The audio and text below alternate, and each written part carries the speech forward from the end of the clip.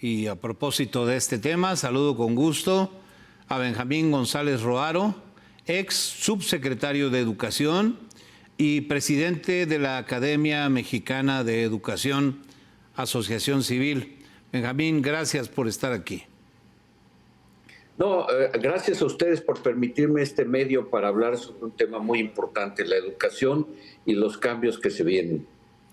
Sí, bueno, el tema son los libros de texto, la polémica, con razón, que han generado y a dónde consideras que llegará este debate.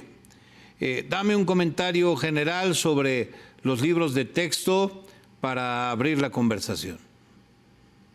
Pues, Guillermo, yo quisiera decirte primero que nadie está en contra de los libros de texto. Creo que es una conquista irrenunciable. Torres Bodet, la segunda vez que fue nombrado secretario de Educación después de haber sido embajador de México en la UNESCO, llegó con esa idea visionaria para su momento de que si la educación mexicana era gratuita, pues había que entregar un insumo fundamental, que es el libro de texto. López Mateos lo secundó y tuvimos la primera generación de libros de texto. Desde entonces, todas las generaciones con altibajos han tenido sus libros de texto que responden a distintos programas de estudio. Ahora bien, ¿qué es un libro de texto? Cualquier libro, un libro de lecturas o un libro de ejercicios de matemáticas por sí mismo, no es un libro de texto. Un libro de texto es aquel libro que está elaborado con una orientación específica para servir de apoyo a un programa de estudios autorizado. Y aquí es donde empezamos con los primeros problemas, porque nos encontramos que hoy en día no tenemos programas de estudio. O sea, los maestros en las escuelas todavía no conocen los programas de estudio. Ese es un primer problema. El segundo problema es que la propia ley establece cómo debe de hacerse un programa de estudios, un plan y programa de estudios.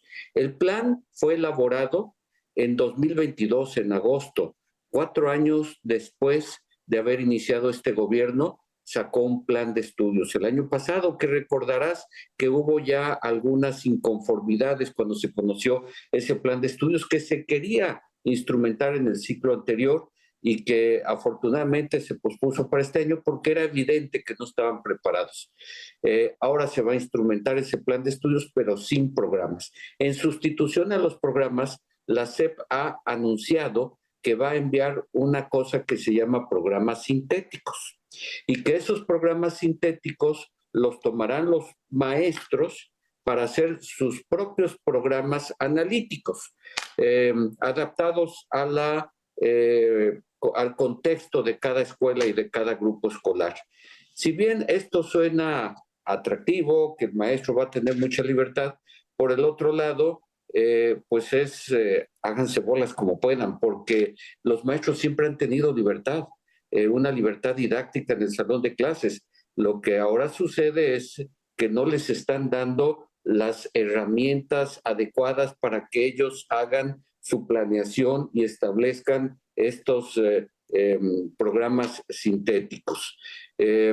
Por otro lado, pudiéramos decir acerca de la oportunidad de estos cambios. Mira, estamos a finales de un sexenio. Una reforma educativa nunca se ha instrumentado en un solo año.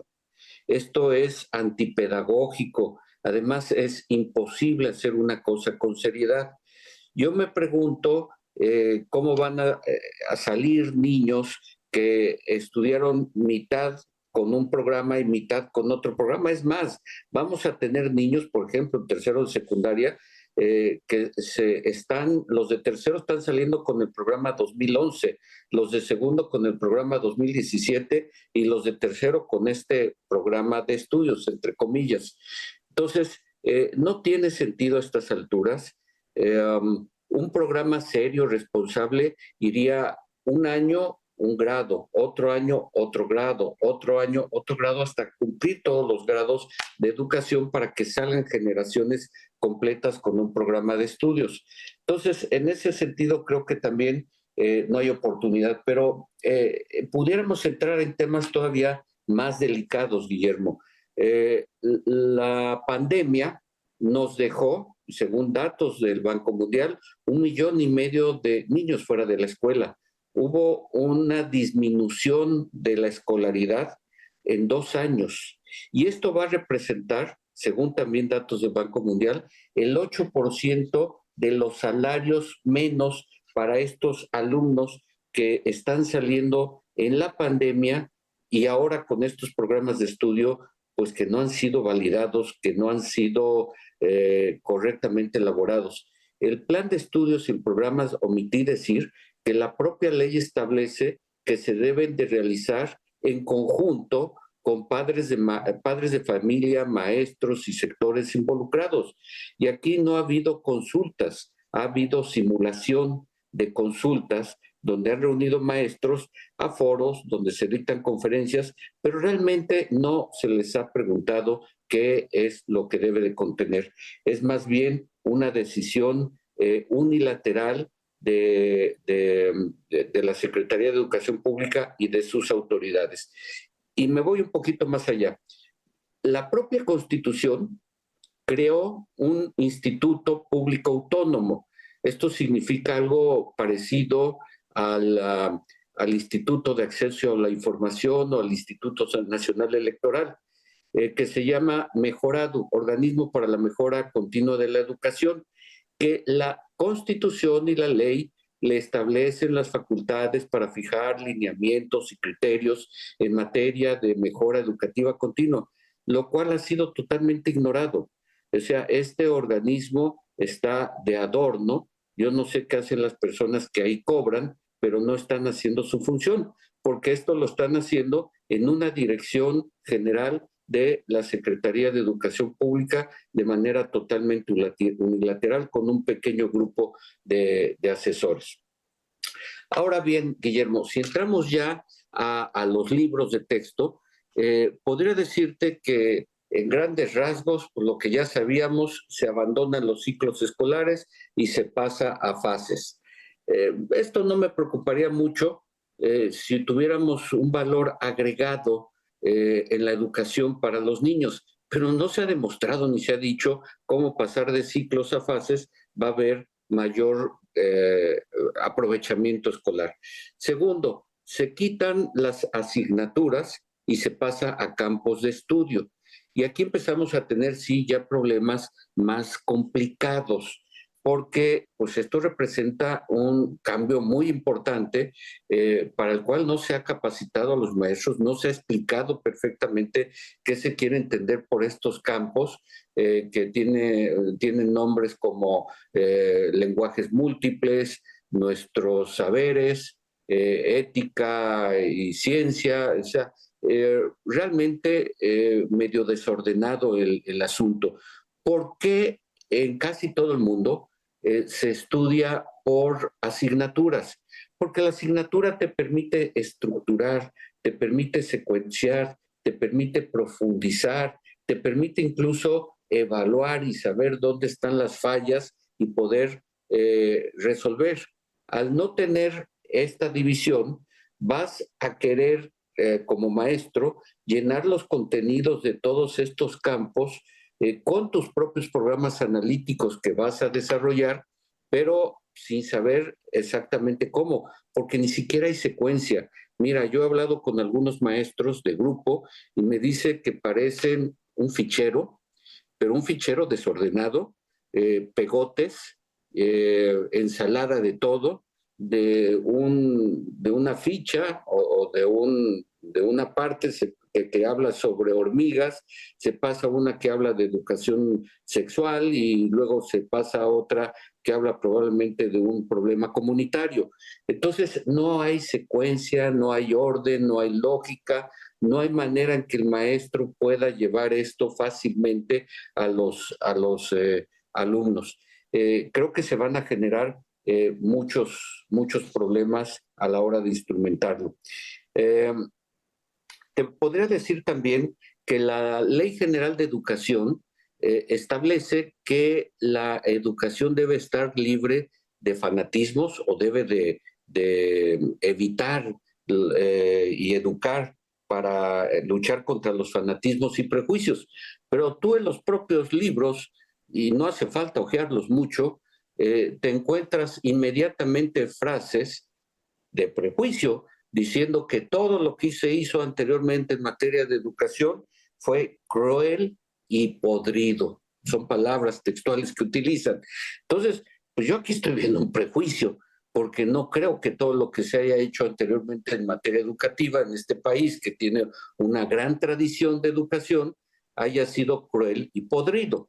Entonces, conceptos como estos, donde hay mucho fanatismo, van en contra de lo que la propia ley de educación te establece. Hablan, por ejemplo, de que hay que fomentar la conciencia de clase, se van a criticar de manera muy directa, pero sin proponer alternativas, y además alumnos de los primeros grados de educación, por ejemplo, temas como las afores, el ahorro individual, diciendo que es una medida pues contraria a los intereses, o sea, a politizar. Pero yo me pregunto, el propio gobierno pues, está trabajando con las afores. Entonces, hay aquí incongruencias que van a generar mucha confusión en maestros y estudiantes, Guillermo. Contradicciones, desde luego, que se repiten una y otra vez, errores fatales en los libros de texto, incongruencias, desde luego. Agradezco la amplia explicación que nos das, Benjamín González Ruaro, como un experto en la materia. Y te pregunto, viendo hacia adelante, en tu opinión, ¿qué tendría que pasar con los libros de texto? Mira, Guillermo, yo creo que estos libros de texto se van a repartir. No creo que el gobierno modifique su postura, aunque haya amparos y órdenes judiciales, se van a repartir. Habrá estados que no los usen y que repartan incluso otros libros de texto. Guanajuato ya anunció que va a elaborar sus propios libros de texto. Habrá muchos casos que lleguen a las escuelas y los maestros no los utilicen. Recordemos que si bien el libro de texto es un auxiliar básico importantísimo, no es el único auxiliar y tampoco es un libro único obligatorio, ¿sí? Se pueden usar otros libros.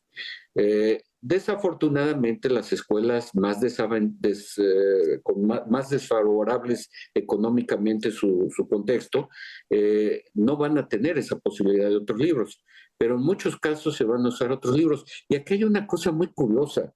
Los maestros no conocen ni libros, ni programas sintéticos, obviamente pues, los programas analíticos no los han hecho, y ya las grandes editoras que siempre venden libros de texto, Fernández Editores, Santillana, etcétera, etcétera, y muchas marcas, ya tienen libros de texto y ya tienen programas sintéticos que van a ofrecer a los maestros.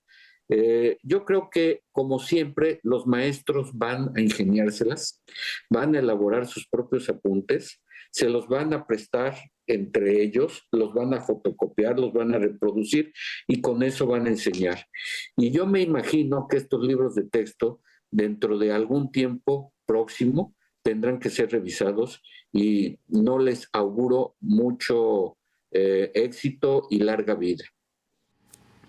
Benjamín González Ruaro, agradezco mucho tu presencia en el programa para, conforme a tu experiencia, aportarnos pues esta visión acerca de los controvertidos nuevos libros de texto de nuestro país. Gracias, hasta pronto.